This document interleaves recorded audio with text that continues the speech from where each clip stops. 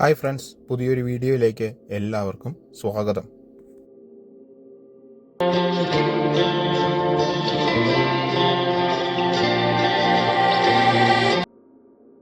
ഇന്ന് നമ്മൾ പറയുന്നത് ലോകത്തിലെ പ്രശസ്തനായ ഫുട്ബോൾ പ്ലെയർ ക്രിസ്ത്യാനോ റൊണാൾഡോയെക്കുറിച്ചാണ്. 1985 ഫെബ്രുവരി 5 ക്രിസ്ത്യാനോ റൊണാൾഡോ ജനിച്ചത്. വളരെയധികം ദാരിദ്ര്യമുള്ള ഒരു കുടുംബമായിരുന്നു അദ്ദേഹത്തിൻ്റേത്. അദ്ദേഹത്തിൻ്റെ അച്ഛൻ ഒരു തോട്ടം തൊഴിലാളിയും ഫുട്ബോളിലെ കിക്ക്മാനുമായിരുന്നു. അദ്ദേഹത്തിൻ്റെ അച്ഛൻ്റെ ഫുട്ബോൾ പ്രേമമാണ് അദ്ദേഹത്തെ ഫുട്ബോൾ പ്ലെയറാക്കി മാറ്റിയത്. ക്രിസ്ത്യാനോ അത് ഒരാവേശമാക്കി മാറ്റി. അവന് അതൊരു പാഷനായി മാറിക്കഴിഞ്ഞിരുന്നു.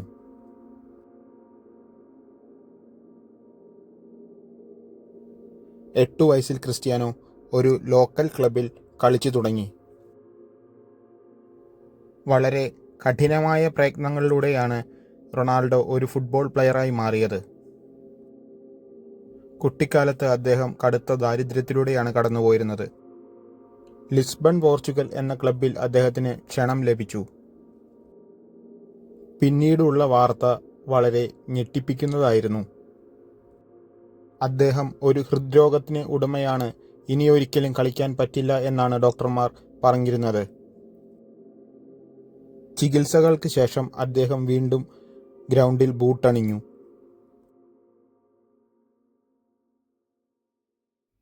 അദ്ദേഹത്തിൻ്റെ കഠിന പരിശ്രമത്താൽ ബാലൻഡിയോർ അവാർഡ് 5 തവണയാണ് അദ്ദേഹത്തെ തേടി വന്നത്.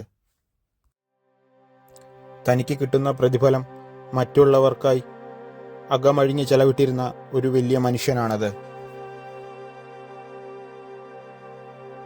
യൂണിസെഫിൽ അംബാസിഡറായി അദ്ദേഹം സേവനമനുഷ്ഠിച്ചു. പിന്നീട് സേവ് ദ ചിൽഡ്രൻ എന്ന ക്ലബിൻ്റെ അംഗം കൂടിയാണ് അദ്ദേഹം. 2011 അദ്ദേഹത്തിന് കിട്ടിയ ഗോൾഡൻ ബൂട്ട് ലേലത്തിൽ വിറ്റിട്ട് 1.5 മില്യൺ പൗണ്ടാണ് ഗാസയിലെ കുട്ടികൾക്കായി അദ്ദേഹം ചെലവിട്ടത്. 2013 അദ്ദേഹത്തിന് കിട്ടിയ ബാലൻഡിയോർ ലേലം ചെയ്തു. 5.30 പൗണ്ടാണ് അദ്ദേഹം മേക്ക് എ വിഷൻ എന്ന സംഘടനയ്ക്ക് നൽകിയത്.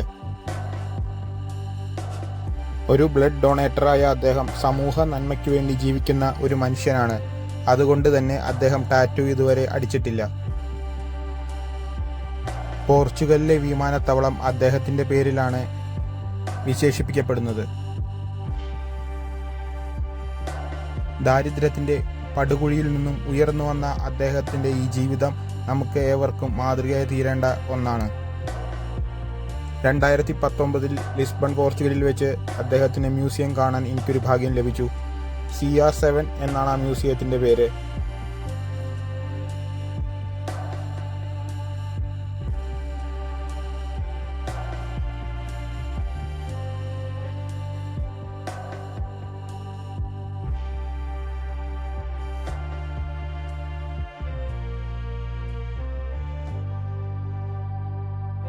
€5 ആണ് ഇതിൻ്റെ എൻട്രൻസ് ഫീസായിട്ട് വരുന്നത്.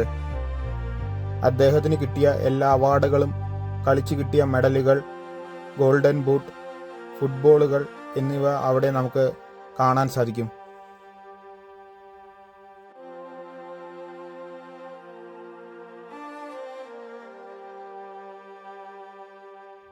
മുപ്പത്തെട്ട് വയസ്സിനുള്ളിൽ ലോകത്തിൽ തന്നെ അത്ഭുതം സൃഷ്ടിച്ച ഒരു മനുഷ്യൻ ഇപ്പോഴും നമ്മുടെ ഇടയിൽ ജീവിക്കുന്നു എന്നത് വളരെയധികം സന്തോഷം ജനിപ്പിക്കുന്ന ഒരു കാര്യമാണ്.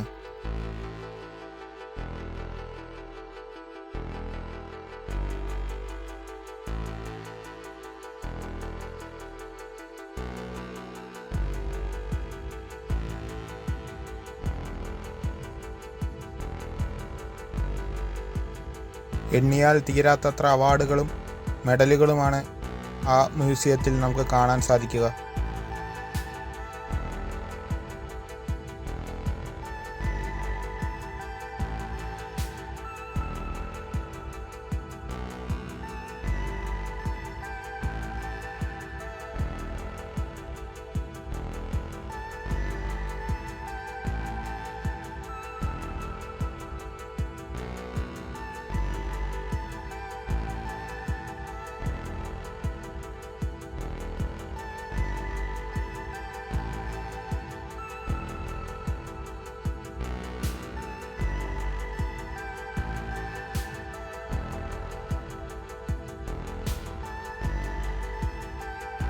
ഏകദേശം 2 മണിക്കൂറോളം ഞങ്ങൾ മ്യൂസിയത്തിൻ്റെ ഉള്ളിൽ നിന്ന് എല്ലാ കാഴ്ചകളും പകർത്തിയെടുത്തു.